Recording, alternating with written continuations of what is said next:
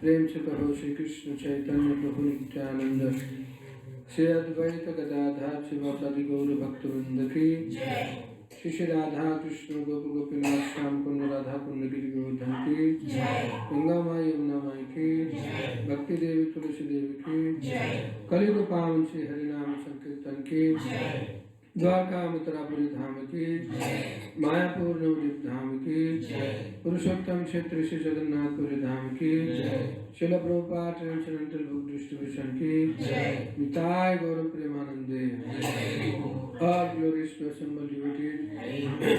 All glories to assemble devotees. All glories to assemble devotees.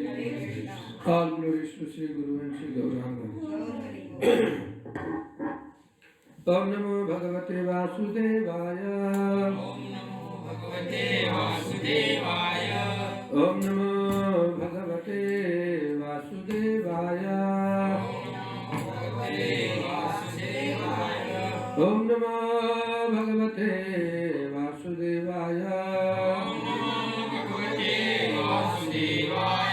Narayanam Namaskritya Naram Chaiva Narottamam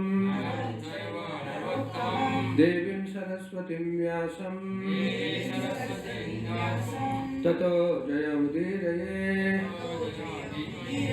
Nashtaprayeshva Bhadreshu Nityam Bhagavata Sevaya Bhagavati Uttama Shloke Bhakti Bhavati Naishtaki Krishnaya Vasudevaya Devaki Nandanaya Cha Nanda Gopa Kumaraya Govindaya Namo Namaha Shrimad Bhagavatam स्कंद 1 अध्याय 2 अध्याय का नाम है दिव्य तथा दिव्य सेवा दिव्यता तथा दिव्य सेवा। श्लोक क्रमांक आज हम लेंगे 2 और श्लोक क्रमांक 1 से हम शुरुआत करते हैं, लेकिन आज का श्लोक 2 है क्योंकि श्लोक क्रमांक 1 को बहुत ही छोटा तात्पर्य है, तो आगे का श्लोक हम क्या करेंगे, श्लोक क्रमांक 2 ले लेंगे।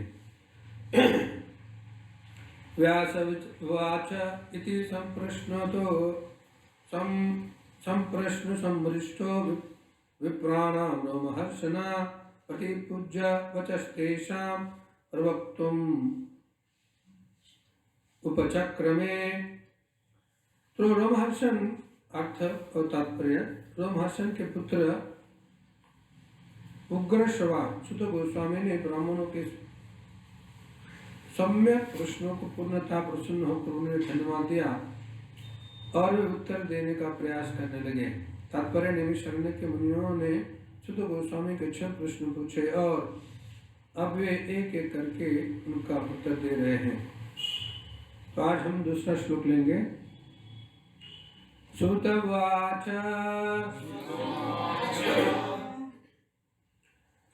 मुझे पता नहीं, आपको बोर्ड भी नहीं है आज, लेकिन मैं गाता हूँ, मेरे पीछे आज प्रयास कर लीजिए गाने का। यम प्रवजतम उपेतम अपेत कृत्यम द्वैपायनो विरह कातराजुहाव पुत्रेतु तन्मयता तरवोभिनेदुस् तम सर्वभूतहृदयं मुनिना अमनस्ति। तो शब्दार्थ इस प्रकार से है। सुतवाच, सुत गोस्वामी ने कहा, यमा जिसको, प्रव्रजन्तम संन्यास लेते समय, अनुपेतम जैनु यज्ञोपवीत संस्कार के बिना, अपेता संस्कार न करते, कृत्यम करणीय कर्तव्य, द्वैपायनः व्यासदेव ने विरह वियोग से कातर भयभीत होकर आजुहाव पुकारा पुत्र इति हे पुत्र तत्मयताय इस प्रकार ऋण होकर तरवः सारे वृक्षों ने अभिनेदुः उत्तर दिया तम उसको सर्व समस्त भूत जीवों के हृदयम हृदय मुनिम मुनि को आनतः अस्मि नमस्कार करता हूँ। अर्थ और तात्पर्य शिल प्रभुपाद द्वारा शिल प्रभुपाद की शिल सुत गोस्वामी ने कहा, मैं उन महामुनि सुखदेव गोस्वामी को सादर नमस्कार करता हूँ जो सबके हृदय में प्रवेश करने में समर्थ है।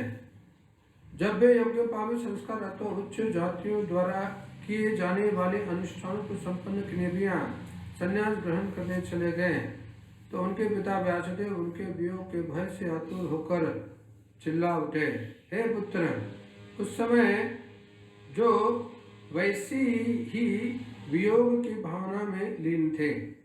केवल ऐसे वृक्षों ने शोकाग्रस्त पिता के शब्दों का प्रतिध्वनि के रूप में उत्तर दिया।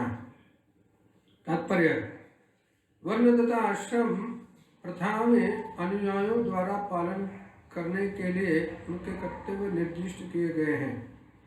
ऐसे कर्तव्यों में निर्देश है कि वेदों का अध्ययन करने वाले जिज्ञासु को प्रामाणिक गुरु के पास जाकर अपने को शिष्य के रूप में स्वीकार करने की प्रार्थना करनी होती है। जो प्रामाणिक गुरु अथवा आचार्यों को वेदों अध्ययन करने के लिए सुयोग्य है, जैनो यज्ञोपवीत उनका प्रतीक है। श्री सुखदेव गोस्वामी ने ये संस्कार नहीं किए क्योंकि वे जन्म से ही मुक्तात्मा थे। सामान्य रूप से मनुष्य साधारण जीव के रूप में जन्म लेता है और शुद्धिकरण संस्कारों के द्वारा उसका दोबारा जन्म होता है। जब उसे नया प्रकाश दिखता है और वह आध्यात्मिक उन्नति के लिए दिशा खोजता है तो वेदों के उपदेश हेतु वह गुरु के पास जाता है। गुरु केवल निष्ठावान जिज्ञासु को ही शिष्य के रूप में अपनाते हैं और उसे जन्म योग्य पानी प्रदान करते हैं। इस प्रकार से मनुष्य दूसरी बार जन्मता है या द्विज बनता है। द्विज बनने के बाद वह वेदों का अध्ययन करता है और वेदों में पटु होने पर वह विप्र बनता है। विप्र व योग्य ब्राह्मण परम ब्रह्म का साक्षात्कार करता है और तब वह आध्यात्मिक जीवन में उन्नति करता है। जब तक वह वैष्णव अवस्था तक नहीं पहुंच जाता, जब तक वैष्णव अवस्था तक नहीं पहुंच जाता। वैष्णव अवस्था यह किसी ब्राह्मण के लिए स्तरोत्तर अवस्था है। प्रगतिशील ब्राह्मण को निश्चित रूप से वैष्णव बनना चाहिए क्योंकि वैष्णव ही स्वरूप सिद्धि विद्वान ब्राह्मण होता है। श्री सुखदेव गोस्वामी प्रारंभ से ही वैष्णव थे, अतः उन्हें वर्णाश्रम धर्म के संस्कारों की कोई आवश्यकता न थी। वर्णाश्रम धर्म का चरम लक्ष्य अपरिकृष्ट मनुष्यों को भगवान के शुद्ध भक्त या वैष्णव में बदलना है। अतः जो व्यक्ति उत्तम अधिकारी वैष्णव द्वारा स्वीकृत किए जाने पर वैष्णव बन जाता है, चाहे उसका जन्म या पूर्व कर्म से भी रहे हो, उसे ब्राह्मण माना जाता है। श्री चैतन्य महाप्रभु ने इस सिद्धांत को स्वीकार किया था और श्री हरिदास ठाकुर को नामाचार्य बनाया था। यद्यपि हरिदास ठाकुर का जन्म एक मुस्लिम परिवार में हुआ था। निष्कर्ष यह है कि श्री सुखदेव गोस्वामी जन्म से ही वैष्णव थे, अतः वे ब्राह्मण तत्व से समन्वित थे। उन्हें किसी प्रकार के संस्कार करने की आवश्यकता न थी। कोई भी निम्न कुल से उत्पन्न व्यक्ति, चाहे वह किरात हो या हून हो, अंध हो, कुलंद हो, पुष्कर हो, अबीर हो संभव, जवन हो, खस या इनके भी निम्न हो, वैष्णव की कृपा से उसका उद्धार हो जाता है और वह सर्वोच्च दिव्य पद को प्राप्त करता है। श्री सुखदेव गोस्वामी श्री सुत गोस्वामी के गुरु थे। अतः वे नैमिषारण्य में मुनियों के प्रश्नों के उत्तर देने के पूर्व अपने गुरु को नमस्कार करते हैं। ओम अज्ञानतिमिरन्धस्य ज्ञानाञ्जनशलाकया चक्षुरुन्मीलितं येन तस्मै श्री गुरुवे नमः। श्री चैतन्य मनोभीष्टं स्थापितं येन भूतले स्वयं रूपः कदामि ददाति स्वपदान्तिकं। वन्देऽहं श्रीगुरुं श्रीयुतापदकमलं श्रीगुरुं वैष्णवांश्च श्रीरूपं साधुजातं सहगण रघुनाथं वितां तं सजीवं सावधूतं सावधूतं परिजनसहितं कृष्णचैतन्यदेवं श्री राधा कृष्ण पादान् सहगण ललिता श्री विशाखान्वितां च। हे कृष्ण करुणा सिंधु दीनबंधु जगत्पते गोपेश गोपिकाकांत राधाकांत नमोस्तुते। तप्त कांचन गौरांगी राधे वृंदावनेश्वरी वृषभानुसुते देवी प्रणमामि हरिप्रिये। वाञ्छाकल्पतरुभ्यश्च कृपा सिन्धुभ्यश्च पतितानां पावनेभ्यो वैष्णवेभ्यो नमो नमः। जय श्री कृष्ण चैतन्य प्रभु नित्यानंद श्री अद्वैत गदाधर श्रीवासादि गौर भक्तवृंद। हरे कृष्णा कृष्णा कृष्णा हरे हरे, हरे राम राम राम हरे हरे। हरे कृष्णा कृष्णा कृष्णा हरे हरे, हरे राम राम राम हरे हरे। हरे कृष्णा कृष्णा कृष्णा हरे हरे, हरे राम राम हरे हरे। हरे कृष्णा। श्रुतोवाच यत्र भजन्तं अपेतकृत्यं द्वैपावन विरहकातरवाजुहाव पुत्रेति तन्मयतातरवोऽभिनेदु तं सर्वभूतहृदयं मुनीनाम् अतोऽस्मि। मैं श्री सुखदेव गोस्वामी ने कहा, मैं उन महामुनि सुखदेव गोस्वामी को सादर नमस्कार करता हूँ जो सबके हृदय में प्रवेश करने में समर्थ हैं। जब वे योग्य पामित संस्कार अथवा उच्च जातियों द्वारा किए जाने वाले अनुष्ठानों को संपन्न किए बिना संन्यास ग्रहण करने चले गए तो उनके पिता व्यासदेव उनके वियोग के भय से आतुर होकर चिल्ला उठे, हे पुत्र। उस समय जो वैसे ही वियोग की भावना में लीन थे। केवल ऐसे वृक्ष ने शोकाग्रस्त पिता के शब्दों का प्रतिध्वनि के रूप में उत्तर दिया। श्रीमद् भागवतम के पहले स्कंद के पहला अध्याय में 6 प्रश्न पूछे और 6 प्रश्न के पश्चात में अभी सुत गोस्वामी इन 6 प्रश्नों के उत्तर देने के लिए तैयार हो गए। और तैयार प्रश्नों के उत्तर देने से पूर्व क्या करते हैं, अपने गुरु जो है सुखदेव गोस्वामी को नमस्कार करते हैं। जितने भी आध्यात्मिक कार्य होते हैं, हर एक आध्यात्मिक कार्य में हमारे जीवन में गुरु का स्थान बहुत महत्वपूर्ण होता है। और जो भी कार्य हम करते हैं तो आध्यात्मिक गुरु के स्मरण से और उनको नमन करते हुए हम आध्यात्मिक कार्य करते हैं। समझो गुरु के सामने या गुरु को नमन नहीं किए, नतमस्तक नहीं हुए, नमस्कार नहीं किया और आध्यात्मिक कार्य करने बैठे तो वो आध्यात्मिक कार्य अच्छी तरह से पूरा होना बहुत मुश्किल है। गुरु के आशीर्वाद के बिना ये संभव नहीं है। एक बार एक बच्चा गुरुकुल में पढ़ाई करता था, वेदों का अध्ययन करता था और विद्या का अध्ययन करते करते बहुत सारे श्लोकों का उसने पठन कर लिया।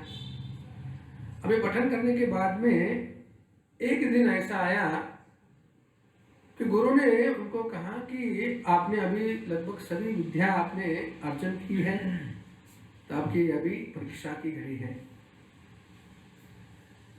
तो एक 4 दिन के बाद में आपका क्या होगा, परीक्षा होगी। जितने सारे श्लोक आपने वेदों के पाठ किए हैं अच्छी तरह से याद रटना मारना याद करना।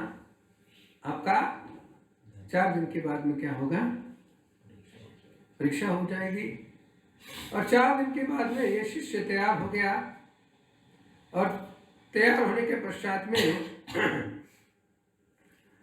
अपने गुरु के पास गया। गुरु कुछ सेवा में व्यस्त थे और गुरु के पास जाने के पश्चात में उन्होंने कहा, गुरुदेव आपने कहा था 4 दिन पहले कि आज मेरा परीक्षा है, तो मेरा परीक्षा लेने के लिए मैं अभी तैयार हूं, आप मेरा परीक्षा लीजिए।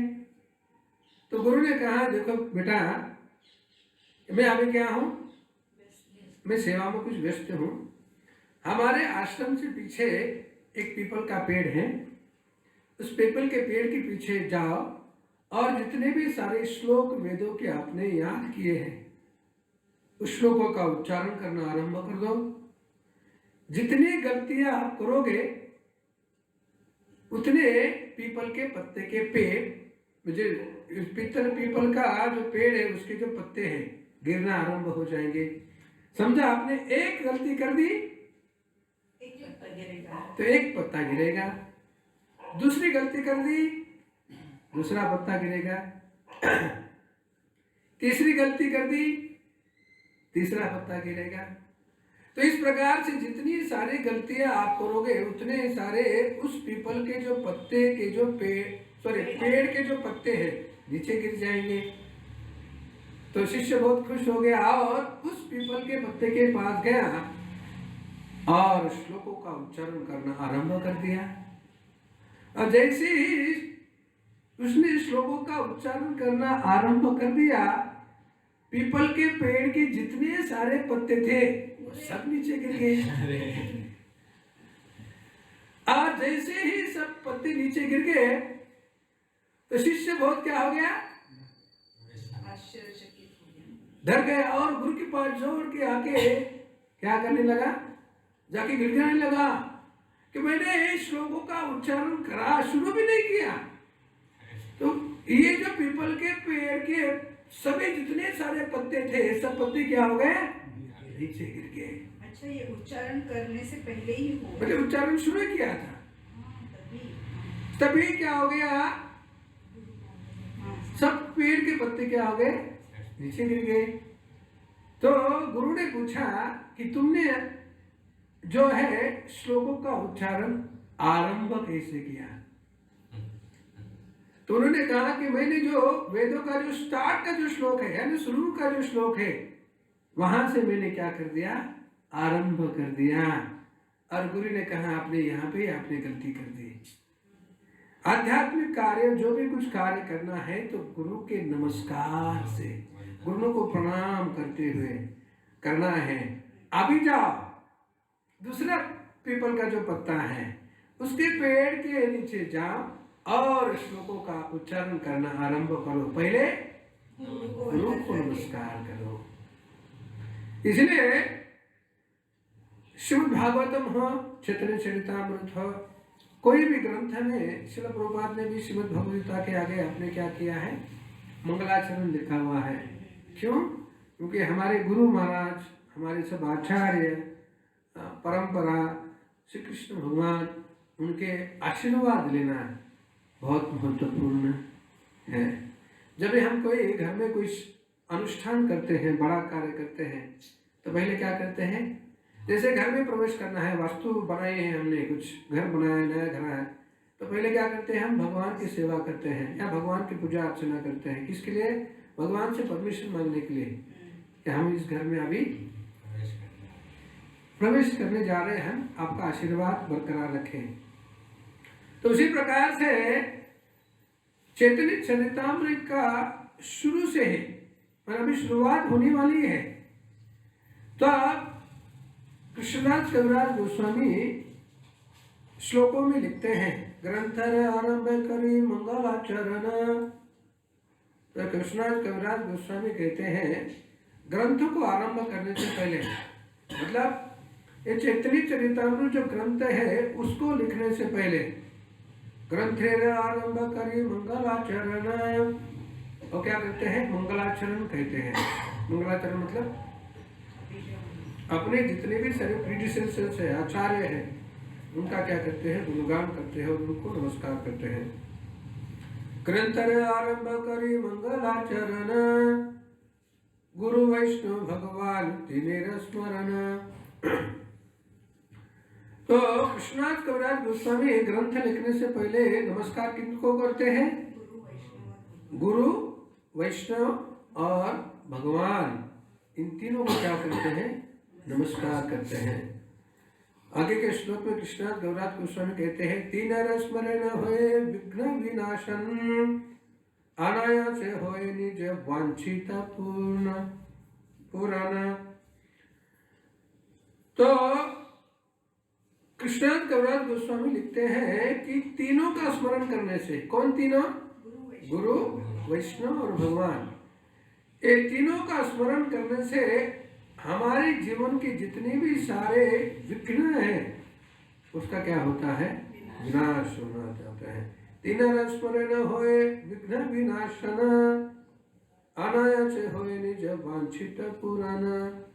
और क्या हो जाता है? इन तीनों का स्मरण करने से हमने मन की जो वांछित इच्छाएं होती है वो सब क्या हो जाती है? पूर्ण हो जाती है।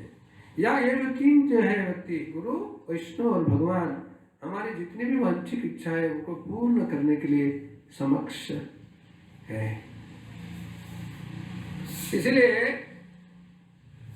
सुत गोस्वामी इस श्लोक में क्या कर रहे हैं?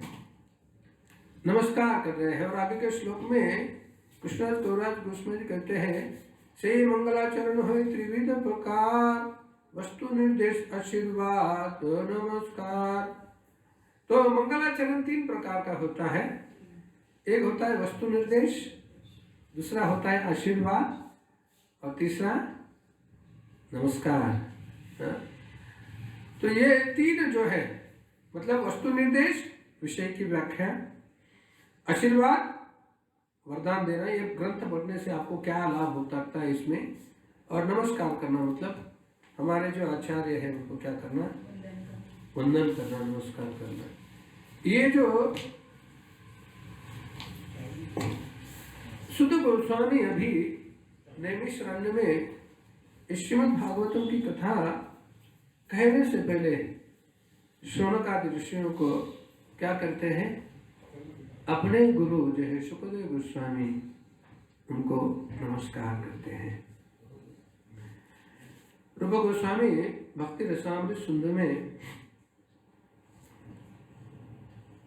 एक 5 भक्ति में जुड़े रहने के लिए 5 नियम, 64 जो विद्या है, 64 जो चीजें के बारे में रूप गोस्वामी भक्ति रसामृत सिंधु में बताते हैं। उसमें से पहले 5 जो प्रमुख है बहुत महत्वपूर्ण है। जो पहले जो 5 चीजें जो है ये क्या है? बहुत ही महत्वपूर्ण है। ये जब तक 5 हम चीजें नहीं करेंगे तब तक आगे के जो बचे हुए जो है 59 जो है वो पूरे नहीं होंगे। इसलिए 64 जो भक्ति के जो लक्षण बताए हैं, इन 64 भक्ति के लक्षणों में से पहले जो 5 जो है बहुत महत्वपूर्ण है। उसमें से पहला जो है प्रामाणिक गुरु का आश्रय प्राप्त करना। पहली चीज क्या बता रहे हैं? रूप गोस्वामी जो 64 जो कलाएं हैं उसमें से पहले बता रहे हैं क्या है? प्रामाणिक गुरु का क्या करना? चरण कमल का आश्रय प्राप्त करना। जब तक हम प्रामाणिक गुरु के पास जाएंगे नहीं, उनका आश्रय नहीं लेंगे, तब तक भक्ति करना नामुमकिन है। दूसरी चीज बता रहे हैं कि वो गुरु का आश्रय लेने के पश्चात में उनका प्रामाणिक शिष्य बनना, विधिवत उनका क्या बनना? शिष्य बनना। आप गुरु के पास गए लेकिन उनका शिष्य नहीं बने, नहीं जमेगा। तीसरा जो नियम बताया है, गुरु के जो उपदेश है, गुरु के उपदेशों का पालन करना और उनकी सेवा करना। चौथा चीज बताया है उन्होंने कि बाकी के जितने भी सारे आचार्य जो हैं उनके आचार्य के पद चरण कमल के ऊपर चलने के लिए अपने गुरु से क्या करना, मार्गदर्शन प्राप्त करना। और पांचवी चीज जो है आध्यात्म में प्रगति करने के लिए अपने गुरु से प्रश्न करके उनसे उत्तर प्राप्त करना। ये जो पांच चीजें हैं कोई भी साधक के लिए अपने साधना पूरी करना है तो ये पांच चीजें जो है बहुत प्रमुख है। गुरु के पास जाना, गुरु से दीक्षा प्राप्त करना, गुरु के उपदेश सुनना, उनकी सेवा करना, अपने आचार्य जो है उनके चरण कमल के ऊपर चलने के लिए गुरु से मार्गदर्शन लेना, और जो पांचवा जो है भक्ति में प्रगति करने के लिए, आध्यात्म में प्रगति करने के लिए गुरु के प्रश्न पूछना और प्रश्न के उत्तर प्राप्त करना। ये जो पांच जो चीजें हैं बहुत महत्वपूर्ण है। ये पांच चीजें क्या है, बहुत महत्वपूर्ण है। क्यों? क्योंकि हमारा सबका जो जन्म है अंधकार में हो चुका है, ओम अज्ञानतिमिरन्धस्य। इसलिए हम प्रवचन की भी शुरुआत कैसे करते हैं, ओम अज्ञानतिमिरन्धस्य। हमारे दिन की शुरुआत होती है वंदे गुरु श्री चरणारविंदम संसार दावानमलिगलोका त्राणाय कारुण्य घना घनात्वम प्राप्तस्य कल्याण गुणानुवस्य वंदे गुरु श्री चरणारविंदम। तो हमारे दिन की शुरुआत भी कैसे होती है, हमारे दिन की शुरुआत होती है गुरु के वंदना से। इसलिए हम हमारे हर एक कर्तव्य की और कार्य की शुरुआत कैसे होनी चाहिए, गुरु का नमस्कार से, वंदन से करनी चाहिए। श्रील प्रभुपाद को हम कृतज्ञता पूर्वक आभार मानते हैं कि श्रील प्रभुपाद ने हमारे लिए क्या किया है, मॉर्निंग प्रोग्राम दिया है। और मॉर्निंग प्रोग्राम में श्रील प्रभुपाद ने गणेश जी की आरती नहीं रखी, लक्ष्मी जी की आरती नहीं रखी, शिव जी की आरती नहीं रखी। रखने के लिए कितनी सारी चीजें हैं, बहुत सारी चीजें हैं रखने के लिए, लेकिन श्रील प्रभुपाद ने मंगल आरती रखी। और मंगल आरती में हम क्या करते हैं, शुरुआत करते हैं हम गुरु के वंदना से। कितना परफेक्ट नॉलेज है, कितना परफेक्ट ज्ञान दिया है। इससे और कुछ प्राप्त करने की कुछ आवश्यकता नहीं है। इसलिए जो भी कोई व्यक्ति इस्कॉन में आ जाता है उसको कंप्लीट ज्ञान प्राप्त हो जाता है। जैसे कोई बीमार है और बीमार व्यक्ति के लिए आहार बहुत महत्वपूर्ण होता है, डाइट बहुत क्या हो जाती है, महत्वपूर्ण होती है। उसमें चावल, सब्जी, दाल, चपाती, स्वीट, ये सब सलाद वलाद सब रखते हुए एक कंप्लीट क्या हो जाता है, डाइट दिया जाता है। तो क्या हो जाता है, उससे खा के वो तष्ट पुष्ट भुगता है, निरोगी बन जाता है। उसी प्रकार से श्रील प्रभुपाद ने इस मॉर्निंग प्रोग्राम से हमको एक बहुत अच्छा सा आध्यात्मिक दृष्टिकोण से एक डाइट दिया हुआ है। इसमें गुरु वंदना है, भगवान की आरती है, तुलसी की आरती है, उसके बाद में जप है, श्रीमद् भागवतम का श्रवण है और गुरु की आरती है। ये सब करने के बाद में हमको क्या हो जाएगा, आगे जाके माया से लड़ने के लिए हम क्या बन जाएंगे। जितनी तरह मॉर्निंग प्रोग्राम या प्रातः कालीन जो कार्यक्रम जो होता है हम जितना अच्छी तरह से करने की कोशिश करेंगे और अच्छी कोशिश करेंगे और करने की कोशिश करेंगे और करेंगे भी, तो क्या हो जाएगा, हम आध्यात्मिक दृष्टिकोण से निरोगी बन जाएंगे। और जिस प्रकार से कोई जो रोगी होता है उसके लिए आहार से क्या हो जाता है, वो निरोगी बनते हुए उसमें प्रतिकार शक्ति उत्पन्न हो जाती है बाकी के रोगों से लड़ने के लिए। उसी प्रकार से जब हम क्या करेंगे, सुबह हम जब क्या करेंगे, प्रातःकालीन कार्यक्रम को हम अच्छी तरह से करने की कोशिश करेंगे तो हम क्या करेंगे, आध्यात्मिक दृष्टिकोण से निरोगी बन जाएंगे। और जैसे ही हम निरोगी बन जाएंगे तो माया से लड़ने के लिए तैयार बनेंगे, सक्षम बनेंगे। हमारे में हृदय के अंदर रोग प्रतिकारक शक्ति उत्पन्न हो जाएंगे और जिसके कारण ये क्षण विकार जो है, माया के जो अस्त्र है, उनसे हम लड़ पाएंगे। और इसकी शुरुआत होती है गुरु की वंदना से। सुत गोस्वामी कितने प्रेम पूर्वक अपने गुरु को, सुखदेव गोस्वामी को क्या कर रहे हैं, नमस्कार कर रहे हैं। तो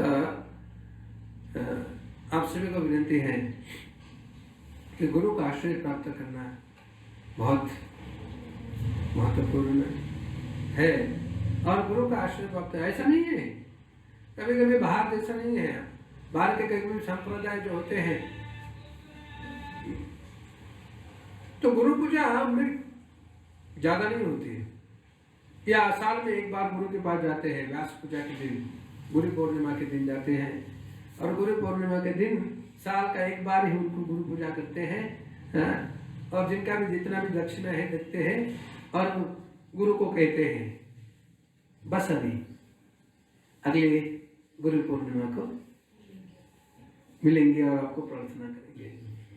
लेकिन गुरु का जो आश्रय जो है पद पल पे है, पल हर पल गुरु क्या करते हैं, हमारे को अंधकार से दूर निकालते हुए हमको क्या करते हैं, हमको ज्ञान प्रदान कर रहे हैं।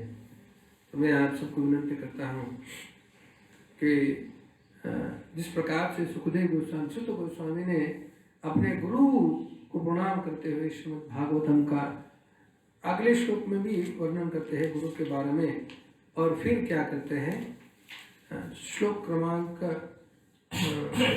4 में वो भगवान को नमस्कार करते हुए श्रीमद् भागवतम को शुरुआत करते हैं। तो देखिए कितना श्रीमद् भागवतम हमको सिखाता है। जनरली ऐसा कभी नहीं होता।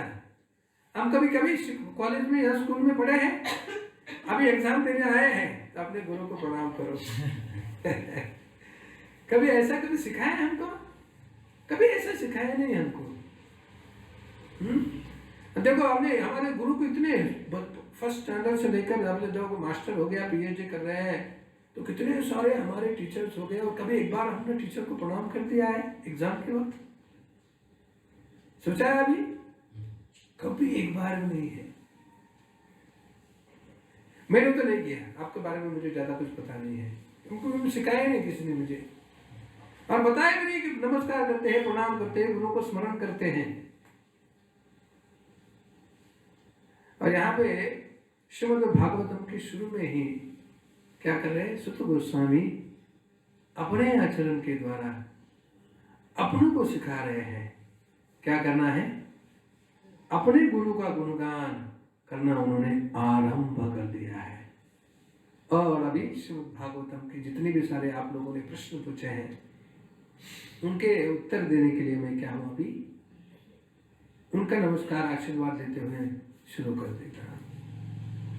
इसी प्रकार से हमने भी क्या करना चाहिए, दिन की जैसे ही शुरुआत हो जाती है तो हमने गुरु को स्मरण करना चाहिए, और दिनों को गुरु को स्मरण करते हुए हमारे जो गुरु हैं उनके अच्छा विग्रह है, फोटो होगा, सॉरी अच्छा विग्रह नहीं बोल सकते हैं, उनकी प्रतिमा होगी, प्रतिमा को नमस्कार करते हुए, देखते हुए, उनका नाम उच्चारण करते हुए हमने क्या करना चाहिए, हमारे दिन की शुरुआत करनी चाहिए। अभी श्लोक में हमारे पास ज़्यादा वक्त नहीं, अभी 9:15 बज रहे हैं, 15 मिनट में हमको समाप्त करना है। आज गोपाल भट्ट गोस्वामी का आविर्भाव दिन है, रामचंद्र कविराज उनका तिरुभाव दिन है, उनके ऊपर भी मैं संक्षिप्त में कुछ बताने की कोशिश करूंगा। लेकिन उससे पहले आज के इस श्लोक के ऊपर जो श्रील प्रभुपाद में तात्पर्य ने जो बताया है, इसके बारे में हम थोड़ी चर्चा करके हम गोपाल भट्ट गोस्वामी और रामचंद्र कविराज उनके बारे में, श्रीमान रामचंद्र कविराज उनके बारे में हम चर्चा करेंगे। श्रील प्रभुपाद वर्णन कर रहे हैं यहाँ पे कि सुखदेव गोस्वामी बिना ब्राह्मण दीक्षित हुए या यज्ञ भावित पहने हुए और तुरंत क्या हो जाते हैं, घर छोड़ देते हैं, संन्यास लेने के लिए निकल जाते हैं। और यहाँ पे श्रील प्रभुपाद तात्पर्य में लिखते हैं कि सुखदेव गोस्वामी को या यज्ञ भावित लेने की कुछ आवश्यकता नहीं थी, क्योंकि वो जन्म से ही क्या थे, मुक्त थे। तो देखिए, जन्मना जायते शूद्र, लेकिन सर्वसाधारण जो लोग हैं, सर्वसाधारण लोगों के लिए जन्म से सब लोग क्या है, जन्म से लोग क्या है, जन्मना जायते शूद्र। हम जन्म से हर एक व्यक्ति जो क्या है, शूद्र है। वेद पठात होइते विप्र, जब हम वेद का पाठन करने लगेंगे तो क्या हो जाएंगे, विप्र बनेंगे। लेकिन विप्र के लिए यहाँ पे श्रील प्रभुपाद तात्पर्य में लिखते हैं कि क्या है, वेद पाठ करना है, ज्ञान लेना है वेदों का, तो पहले प्रामाणिक गुरु के पास जाना पड़ेगा। और प्रामाणिक गुरु ऐसे ही किसी व्यक्ति को स्वीकारेंगे नहीं। प्रामाणिक गुरु ऐसे ही किसी व्यक्ति के पास जाके स्वीकारेंगे नहीं, वो देखेंगे इस शिष्य में उसकी पात्रता है या नहीं है। एक मैं अभी ऋषि का नाम भूल गया, शायद वो गौतम ऋषि के पास चले गए, और गौतम ऋषि के पास जाने के पश्चात में उनका मैं नाम भूल गया, वो ब्राह्मण कुल से नहीं थे, और ब्राह्मण कुल से न होने के कारण वो गौतम ऋषि के पास गए, और गौतम ऋषि को उन्होंने कहा कि मुझे आपसे आश्रम में विद्या ग्रहण करने की है, क्या मैं आपके आश्रम में और आपका शिष्य बनने के लिए पात्र हूं? तो गौतम ऋषि ने कहा, जाओ और अपनी मां से पूछो कि आप कौन से गोत्र और कुल के हो। केवल जो ब्राह्मण जो होता है, केवल ब्राह्मण को ही अधिकार होता है, क्या है, वेद पाठ करने का। तो गौतम ऋषि ने कहा कि जाओ अपने मां की जात पूछो कि मैं कौन से कुल का और गोत्र का हूं। तो अपने मां के पास जाते, मां वैश्या होती है, और ये लड़का जो है बाद में बहुत बड़े आचार्य बन जाते हैं, ऋषि बन जाते हैं। ये उनका नाम मैं भूल गया, लेकिन गौतम ऋषि के शिष्य तो मुझे पता है। तो वो वहां पर जाने के बाद माँ को पूछते हैं कि माँ मेरा कुल कौन सा है, कुल कौन सा है, गोत्र कौन सा है। माँ बोलती नहीं, पता नहीं है। मैं एक तो सोसाइटी गर्ल हूं, आपके पिता कौन है मुझे पता नहीं है। वैसा ही वो बच्चा आ जाता है और गौतम ऋषि के पास जाता है, और गौतम ऋषि को कहता है कि देखिए,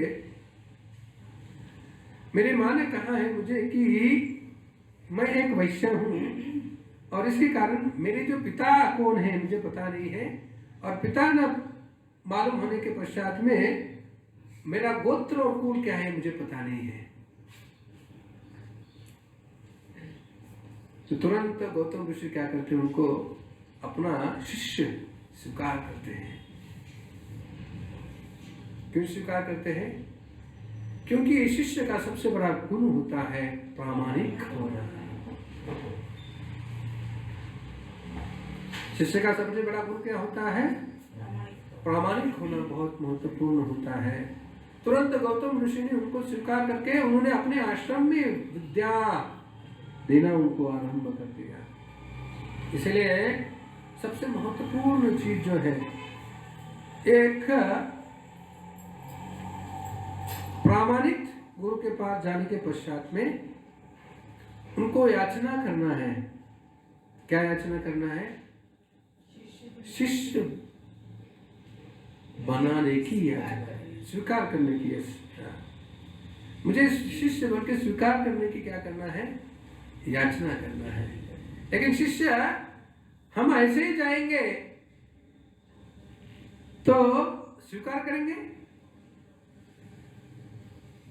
नहीं करेंगे स्वीकार।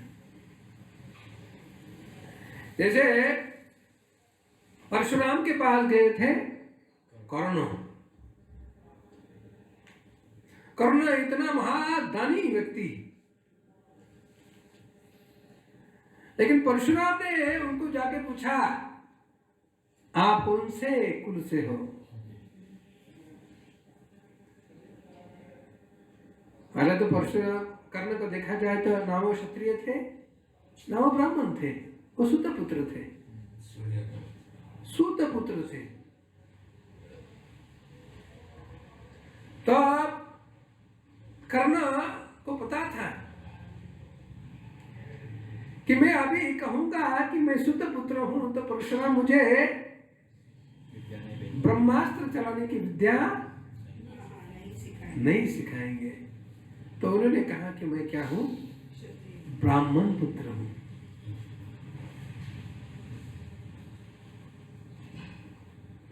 और ब्राह्मण पुत्र कहते हुए परशुराम के पास जाने के बाद में उन्होंने उनके धनुर्विद्या आरंभ कर दी। देखिए, पहला उदाहरण जो गौतम ऋषि के जो शिष्य है उनका बताया मैंने, वो प्रामाणिक थे। लेकिन यहाँ पे कर्ण जो है, लोग कर्ण का बहुत गुणगान करते हैं लेकिन ये चीजों को ध्यान नहीं देते। ये मुझे समझ में नहीं आता। देखो ये जो चीजें हैं, ये चीजों की तरफ ध्यान, बहुत दानी दानी दानी है,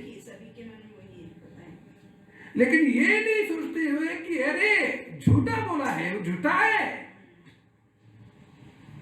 कर्ण है झूठा है, ये नहीं बोलते।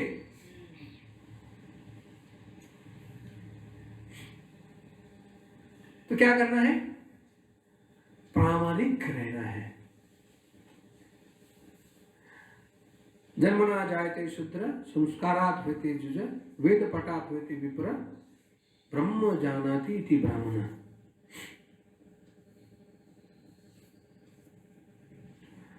तो गुरु के पास जाके हमें गुण उत्पन्न करना है, और जब हम गुण उत्पन्न करके जब उनको स्वीकारेंगे तब समा दमा तपा शौचम, ये जो गुण जो है हमें होनी चाहिए। तपस्या करने की इच्छा होनी चाहिए। तपस्या नहीं करेंगे तो क्या है, कैसे चलेगा? अरे मेरे शिष्य ले लो, स्वीकारो, मेरे शिष्य स्वीकारो। जब जटिल लोग जाते हैं, हमको भी जो हर बार, हम तो कुछ भी नहीं, अभी तो छोटे से ब्रह्मचारी है और प्रयास कर रहे हैं भक्ति में आगे बढ़ने का, और लोग हमारे पास आके बोलते हैं महाराज दीक्षा दे दो। क्या बोलते हैं? दीक्षा दे दो। हाँ, मुझे दीक्षा मतलब क्या है? दुकान में गए और बोल दिया है 4 किलो तांदूल दे दे, चावल दे दे थोड़ा। उसका प्रकार से लोग गुरु के पास जाते हैं, महाराज के पास जाते हैं, बोलते दीक्षा ले लो। शिष्य बनना एक पात्रता है। जैसे डॉक्टर बनना है, क्या है? पात्रता है ना, आपको एग्जाम पास करना पड़ेगा। वकील बनना एक पात्रता है, डॉक्टर बनना पात्रता है, चार्टर्ड अकाउंटेंट बनना पात्रता है। एग्जाम नहीं हो जाएंगे तो फेल हो जाएंगे ना, तो पात्र कैसे बने? उसी प्रकार से शिष्य बनना भी क्या है? ये पात्रता है।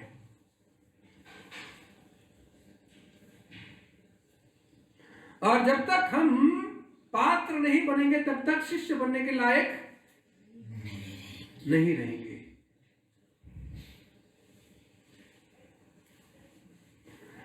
तो यहाँ पे जब हम लायक बन जाएंगे, समझो अभी लायक हो गए हैं, और लायक बनने के बाद क्या करेंगे? गुरु हमको क्या करेंगे? वेद पठात का ज्ञान दे देंगे और जनेऊ पहनेंगे। मतलब क्या करेंगे?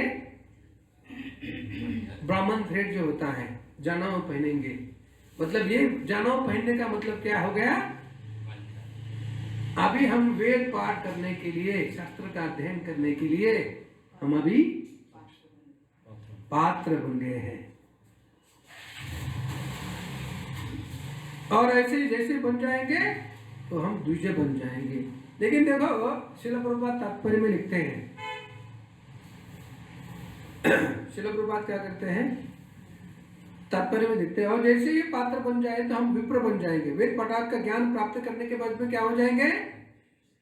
विप्र बन जाएंगे। और विप्र बनने के बाद में हाँ, जब विधि जब जो पढ़ाई किया है उसका पालन करेंगे तो क्या बन जाएंगे? ब्राह्मण बन जाएंगे। और जब ब्राह्मण ये प्राप्त हो जाएगा उसके आगे उसका डिग्री जो है वो है वैष्णव बनना है। उससे आगे क्या है? वैष्णव बनना है। तो अभी देखिए, लेकिन श्रील प्रभुपाद यहाँ पे बहुत सुंदर तरीके से हमारे लिए होप है। हम सभी के लिए क्या है? श्रील प्रभुपाद क्या कर रहे हैं? होप दे रहे हैं। ठीक है, हमको तो इतना हो ही नहीं सकता। हमारा अभी ये जब इतना समाप्त हो चुका है, अभी गुरु के पास कैसे चले जाए, उनके पात्र कैसे बने और ये सब करें, अभी क्या है? नहीं हो सकता हमसे। लेकिन ये श्रील प्रभुपाद ने हमको फूक दिया है। क्या है? वैष्णव जो है उनके पास जाइए और उनके पास जाके वैष्णव बनने की कोशिश करें। जिस प्रकार से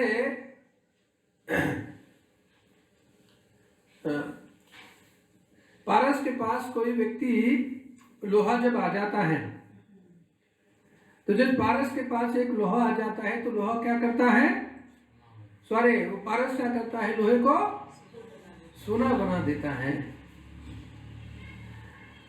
उसी प्रकार से श्रील प्रभुपाद के जो भी संपर्क में आया,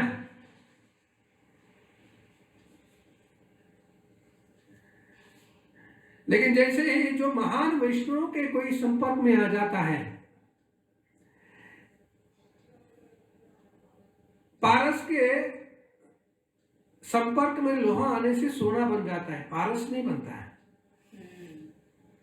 लेकिन जो महान वैष्णव के संपर्क में लोहे जैसा व्यक्ति भी आ गया, वो भी महान वैष्णव बन जाता है। श्रील प्रभुपाद ने फैक्ट्री निर्माण की है। क्या फैक्ट्री निर्माण की है श्रील प्रभुपाद ने? वैष्णव बनाने की एक फैक्ट्री बनाई है। श्रील प्रभुपाद को कहा, क्या मैजिक है आपका? क्या चमत्कार किया है आपने? कुछ दिखाओ चमत्कार।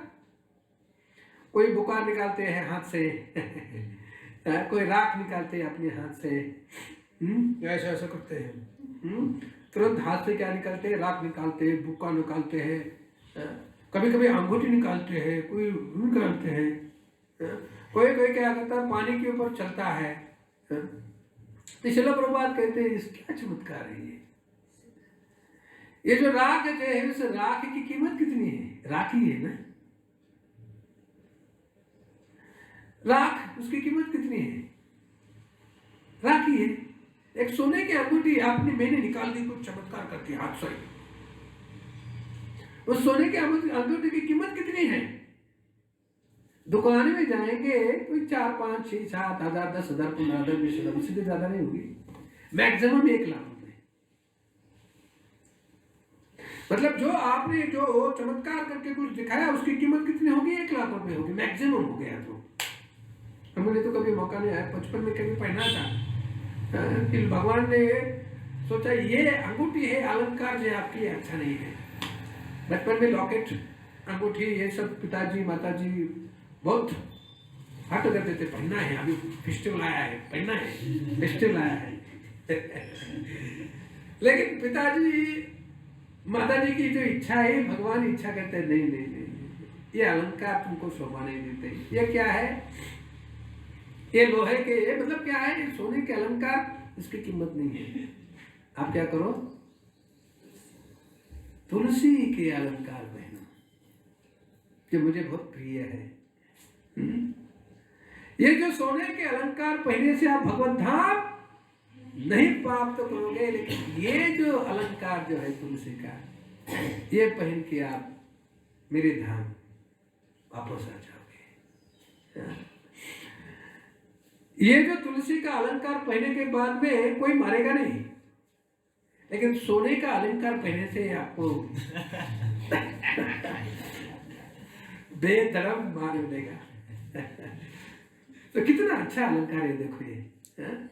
हर एक व्यक्ति ने इच्छा करनी चाहिए इस अलंकार को पहनने की। हाँ? ये अलंकार पहनने से भगवान करीब आ जाते हैं, नजदीक आ जाते हैं।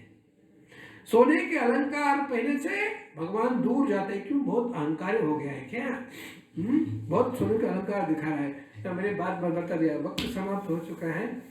मैंने बहुत कुछ बताना था, टाइम हो चुका है, 9:30 बज गए हैं। तो ज़्यादा उसके ऊपर चर्चा करने के लिए हमारे पास टाइम नहीं है। गोपाल भट्ट गोस्वामी के बारे में बता देता हूँ। गोपाल भट्ट गोस्वामी अनंग मंजरी है, जो चैतन्य महाप्रभु राधारणी के पार्षद है। श्री कृष्ण चैतन्य राधा कृष्ण महायन्य और चैतन्य महाप्रभु के उपदेश अनुसार या आदेश अनुसार वो वृंदावन में चले गए और वहाँ पे उन्होंने रूप गोस्वामी और सनातन गोस्वामी के साथ में रह के शास्त्रों का, तो गोपाल भट्ट गोस्वामी ने हरि भक्ति विलास ये जो ग्रंथ है सनातन गोस्वामी का, वो एडिट करने के लिए, लिखने के लिए बहुत मदद कर दिया। गोपाल भट्ट गोस्वामी के विग्रह है राधा रमन, सबसे फेमस जो विग्रह है वृंदावन के, राधा रमन जी है। उनकी कभी कभार नेक्स्ट टाइम कभी मौका आ जाएगा तो हम लीला का हम क्या करेंगे, श्रवण करेंगे। रामचंद्र कविराज ये जीव गोस्वामी के एक पार्षद है। ये बहुत सुंदर तरीके से वैष्णव भजन बनाते थे। ये कविराज उनको टाइटल प्राप्त हो गया। तो रामचंद्र कविराज जी उनका आज तिरुभाव है। तो रामचंद्र कविराज, श्रीपाद रामचंद्र कविराज की जय। और गोपाल भट्ट गोस्वामी उनका आविर्भाव दिन है। आज चैतन्य चरितामृत से कुछ कहने की इच्छा थी मुझे, लेकिन वक्त बहुत कम है, 9:30 ऑलरेडी बज चुके हैं। तो यहाँ पे हम श्रीमान गोपाल भट्ट गोस्वामी पाद की जय।